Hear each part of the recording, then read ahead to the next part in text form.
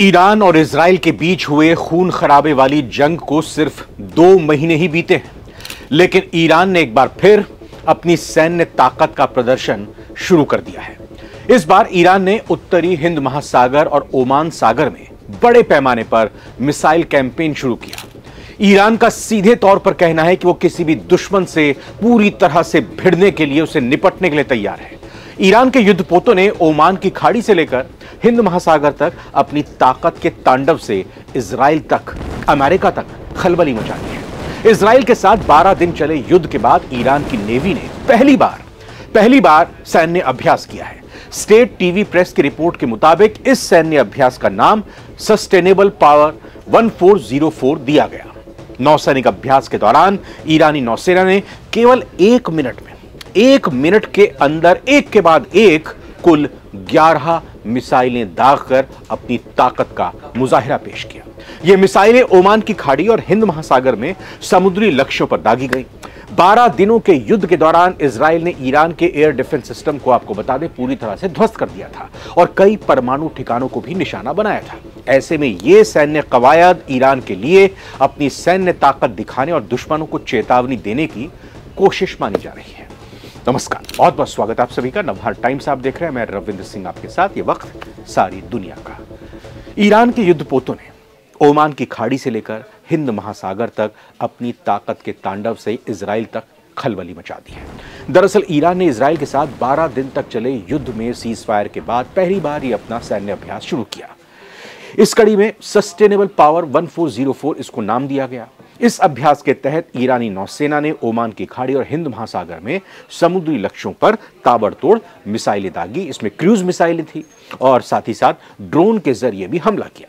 हालांकि ईरान नियमित रूप से सैन्य अभ्यास करता रहता है, लेकिन इस बार की ये ड्रिल ऐसे समय में की गई है जब तेहरान अपनी सैन्य शक्ति का प्रदर्शन करना चाहता है, खासकर तब जब इजराइल ने हालिया युद्ध के दौरान उसकी वायु रक्षा प्रणालियों को नष्ट कर दिया था और परमाणु प्रतिष्ठानों पर भीषण बमबारी की थी।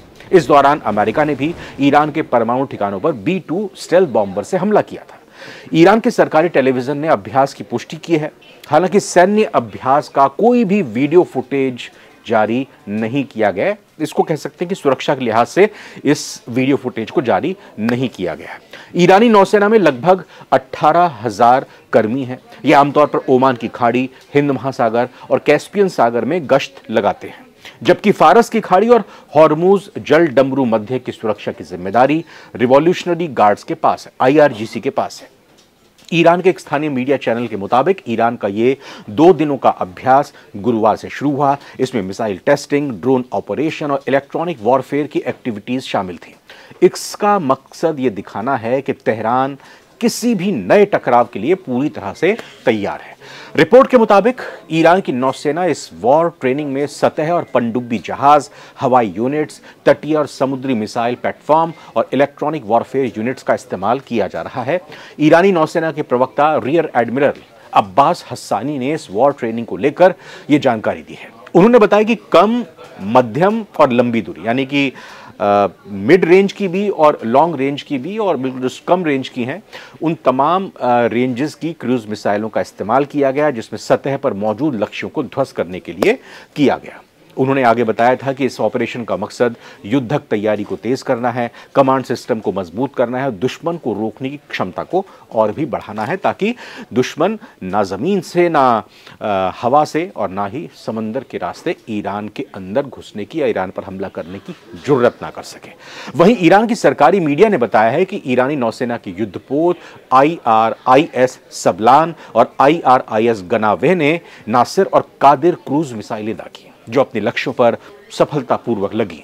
इसके अलावा तटीय बैटरियों से भी मिसाइलें छोड़ी गई और ड्रोन के जरिए समुद्री लक्ष्यों पर हमला किया गया। यहां गौर करने वाली बात यह भी है कि पिछले महीने ही ईरान और रूस ने कसारेक्स 2025 नाम से एक संयुक्त अभ्यास किया था। अब ईरान ने अकेले अपने दम पर दक्षिणी समुद्री क्षेत्र में यह शक्ति प्रदर्शन किया है। एक्सपर्ट्स ये मान रहे हैं कि ये जो कवायद अब ईरान की तरफ से की जा रही है, ये केवल ताकत का प्रदर्शन दिखाना नहीं है, बल्कि इजराइल को यह संदेश भी देना है कि ईरान अब भी जवाबी हमले की स्थिति में है। यानी कि न सिर्फ वो इंतजार कर रहा है कि ईरान और अमेरिका माफ कीजिएगा, इजराइल और अमेरिका ईरान पर हमला करें, बल्कि ईरान इस तरह से भी एक बैकफुट पर इजराइल को धकेलने की कोशिश कर रहा है कि इजराइल भी चौकन ना रहे कि ईरान इस बार इंतजार नहीं करने वाला। ईरान जब मन करेगा और ऐसा लगेगा तो सीधा इजराइल पर हमला भी कर सकता है। जी हां, पारंपरिक रूप से बड़े युद्धपोतों की कमी के बावजूद ईरान छोटे और तेज जहाजों जैसे मिसाइल सशस्त्र नौकाओं को प्राथमिकता देता रहा है, क्योंकि हॉर्मुज जल डमरू मध्य जैसे संकीर्ण जलमार्गों में प्रभावी हो सकते हैं। और इसीलिए जो छोटे पानी के रास्ते होते हैं, समंदर के रास्ते होते हैं, वहाँ पर बड़े जहाज़ों पर ज़्यादा भरोसा ईरान की तरफ से नहीं है। इसीलिए उसने इस चीज़ को ज़्यादा अभी तक इस पर काम भी नहीं किया था। छोटी नाव हो या छोटी जहाज़ हो, उसी पर उसने काम किया है। ईरान ने अपनी पनडुब्बी बेड़े को भी इस दौरान मजबूत किया है। इसमें रूस से खरीदी गई किलो क्लास पनडुब्बियाँ और अपनी खुद की बनाई गई पनडुब्बियाँ भी शामिल हैं, जो समुद्री निगरानी और हमले की क्षमता रखती हैं। ईरान की असली ताकत उसकी बैलिस्टिक और क्रूज मिसाइल क्षमताओं में निहित है। ईरान के पास लंबी दूरी की मिसाइलें हैं, जिनमें हाइपरसोनिक मिसाइलें जैसे फतह-1 भी शामिल है। इन मिसाइलों और ड्रोन का इस्तेमाल समुद्र में जहाज़ों को निशाना बनाने के लिए किया जा सकता है। पश्चिमी प्रतिबंधों के कारण ईरान ने अपनी रक्षा तकनीक का स्वदेशी विकास किया है। उसने अपने खुद के युद्धपोत, पनडुब्बियां और मिसाइलें बनाई हैं, जैसे कि हाल ही में लॉन्च किया गया जासूसी जहाज जैग्रोस। ईरानी रक्षा मंत्री ब्रिगेडियर जनरल अजीज नसीर जादाही ने कहा है कि देश में अपनी सेनाओं को नई मिसाइलों से लैस कर दिया है। उन्होंने चेतावनी देते हुए कहा कि दुश्मन के किसी भी दुस्साहस का हमारी सेनाएं प्रभावी जवाब देने के लिए पूरी तरह से तैयार हैं। इस बीच ईरान ने अंतर्राष्ट्रीय परमाणु ऊर्जा एजेंसी यानी आईएईए के साथ अपना सहयोग सस्पेंड कर दिया था।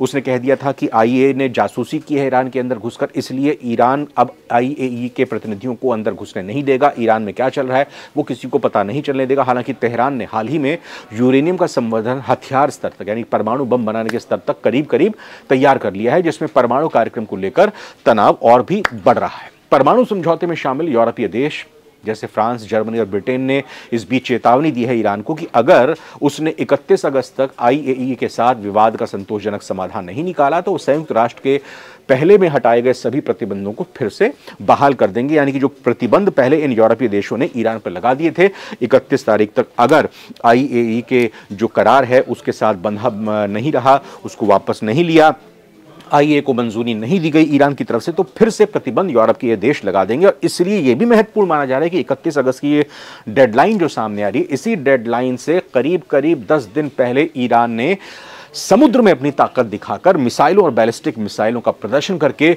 न सिर्फ इजराइल, न सिर्फ अमेरिका, बल्कि यूरोप के देशों को भी बता दिया है कि उसमें कितना दम है। तो इजराइल और अमेरिका के हमलों के बाद तेहरान ने वॉशिंगटन से चल रही परमाणु वार्ताओं को स्थगित कर दिया था। हालांकि ईरान ने यह भी अब स्पष्ट कर दिया है कि वो संयुक्त राष्ट्र परमाणु निगरानी एजेंसी से पूरी तरह नाता नहीं तोड़ेगा।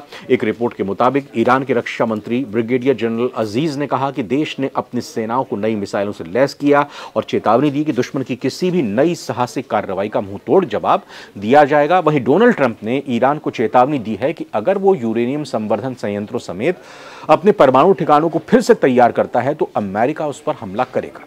इजराइल और अमेरिका के स्ट्राइक के बाद ईरान ने परमाणु हथियारों पर अंकुश लगाने वाले अमेरिकी वार्ता को स्थगित कर दिया था और ईरान ने परमाणु बम विकसित करने के किसी भी इरादे से इनकार किया है। वहीं ईरान का यह भी मानना है कि अमेरिका के साथ प्रभावी परमाणु वार्ता का समय अभी नहीं आया है। हालांकि ईरान संयुक्त राष्ट्र परमाणु निगरानी संस्था के साथ सहयोग पूरी तरह से बंद नहीं करेगा।